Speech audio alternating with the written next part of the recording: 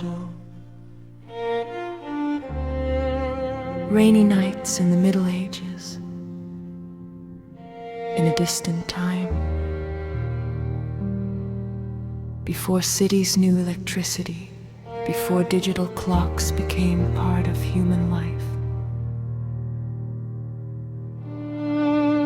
The night was something entirely different.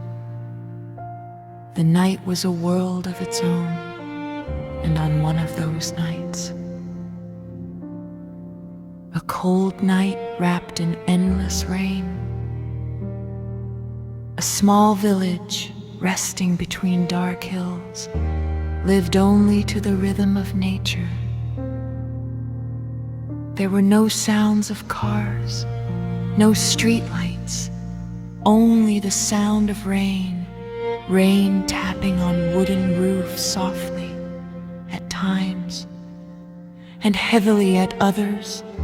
Inside a humble house, an old man named Elias sat beside a stone fireplace. The fire before him was weak, but enough to offer a little warmth on that harsh night. In the Middle Ages, sleep was not what we know today. People did not sleep in one long stretch. Instead, they lived through what was called the first sleep. Then they would wake and return again to the second sleep.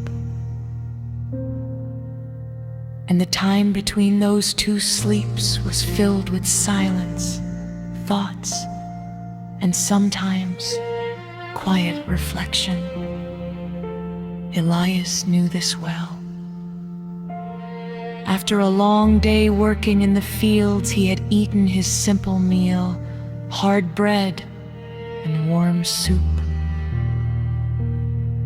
Then he lay down on his bed made of straw and wood. Beds were not comfortable like today. They were rough, simple, and sometimes uneven. The room was cold, despite the fire. Stone walls did not keep the cold out. They let it slowly creep inside. The rain grew heavier. Its sound became as if the sky was speaking. Tap, tap, tap. A steady rhythm that slowly weighed down the eyes. Elias closed his eyes and drifted into his first sleep outside. The streets were muddy. The wind moved the trees as if whispering ancient secrets. No one stayed up late. Life was tied to the sunlight, and when it disappeared, everything came to an end. After some hours, Elias woke up. He opened his eyes slowly. Everything was dark, except for the faint glow of the fire. This awakening was not strange. It was a natural part of life back then.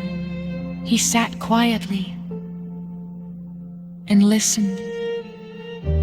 The rain was still falling, but now it sounded softer, as if it had grown tired in those moments between the two sleeps. People did different things. Some read, some reflected on their day, some told stories, and some simply listened to the silence. As for Elias, he watched the fire and its flames. He saw stories, faces,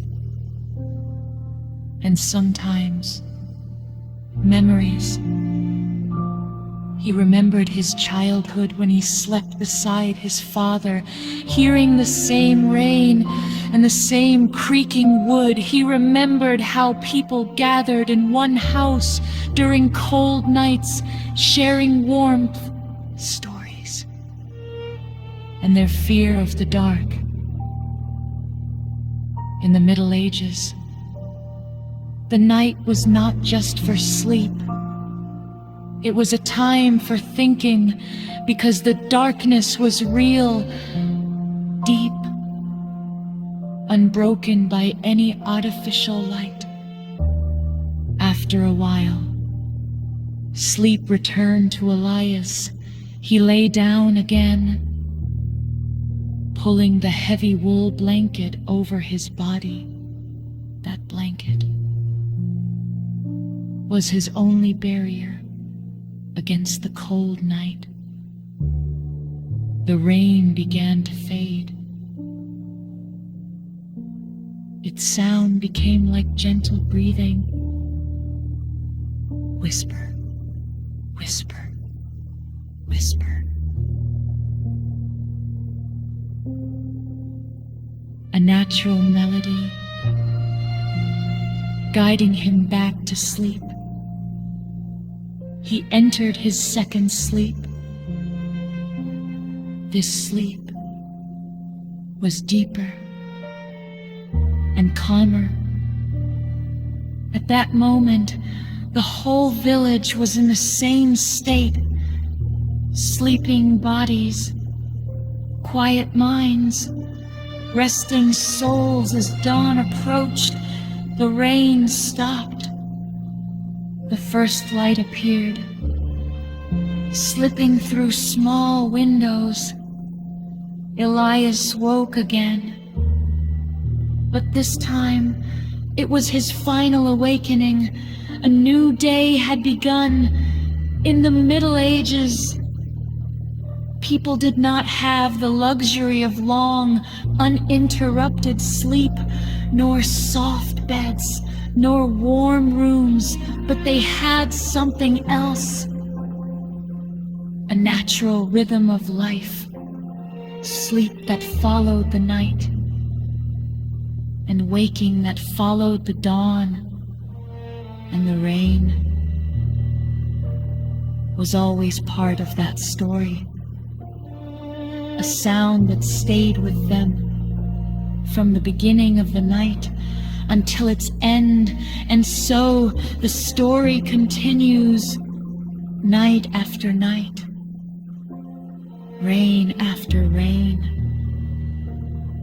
and sleep divided between a first dream and a second.